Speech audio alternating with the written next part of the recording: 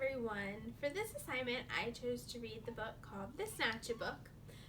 It's a cute little story about a town named Burrow Down, and they're experiencing a book thief. And there's a little rabbit named Eliza Brown who tries to get down to the bottom of the book stealing mystery. So here we go. Let's read The Snatchabook. One dark night in Burrow Down, a rabbit named Eliza Brown found a book and settled down when a Snatchabook flew into town. At this point, I wonder, what is a Snatchabook? And why, if it's anything like its name, why does it steal books? In every house, in every bed, a bedtime book was being read. Tales of dragons spitting flames, witches playing spooky games, pirates on the seven seas, princesses trying to sleep on peas, and every child in every bed listened hard to each word said.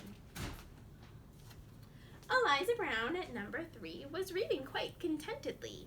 Her curtains opened just a chink, and she barely had a chance to blink. Her storybook just disappeared. Eliza found that very weird. Little owls on Mommy's lap were quite surprised to hear a tap against the window glass. Tap, tap. The noise came really fast. Before they'd even had a chance to look around, the book was gone without a sound. The wind blew wild across the sky. The smallest squirrel heard a cry. "What's that?" she whispered to her dad. And this was really bad. Before they'd had a chance to look, she lost her very favorite book.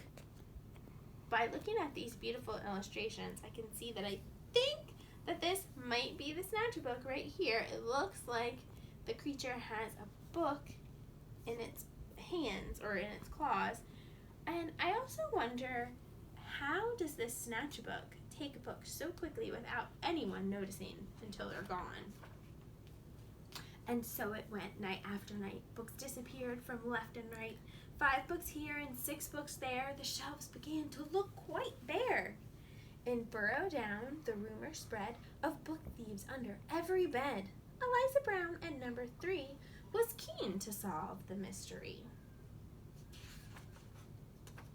She planned one night to lie in wait and use a pile of books as bait. Long hours passed without a peep.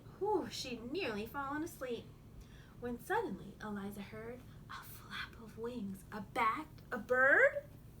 Eliza saw a shadow loom, enormous, right across her room. What kind of monster could it be? Eliza thought.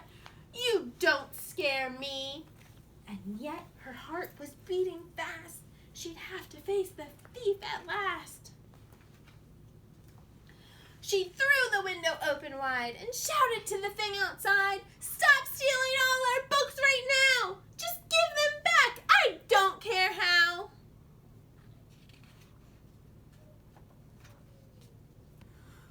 "I'm sorry," came a little voice. "I really am. I had no choice." Eliza looked down in surprise. She couldn't quite believe her eyes. "So who are you and what's your name?" The creature hung his head in shame. He mumbled with a mournful look, "I'm just a little Snatchabook." Eliza nodded solemnly. She sat the creature on her knee. You just can't come and help yourself to every book on every shelf." A tear rolled down from the creature's eyes, and softly he began to cry. "I know it's wrong, but can't you see? I've got no one to read to me." Eliza sighed. He looked so sad. If he just had a mom or dad to read him stories every night, well then, he might behave all right.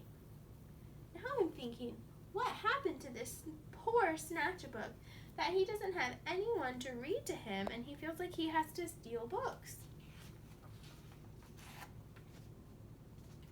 That night, they hatched a plan.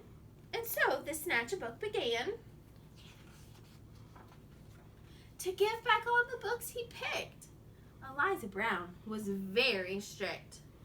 Then, trying hard to prove himself, he stacked them neatly on each shelf.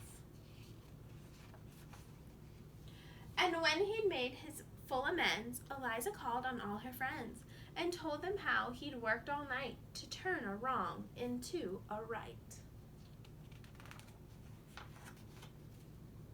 And now each night in Burrow Down, as darkness falls upon the town, in every house, in every bed, a bedtime book is being read. But is the Snatchabook here? This is what I'm wondering now. Is someone reading to him?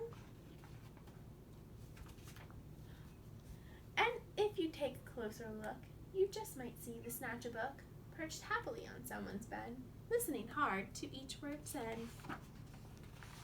The end. I think this is a great story to see that even though this Snatchabook he was stealing people's things, he and Eliza, they turned it around and they returned all the books, and then he ended up being read to every night. So I think it's a great story of turning wrongs into rights. So thanks for listening.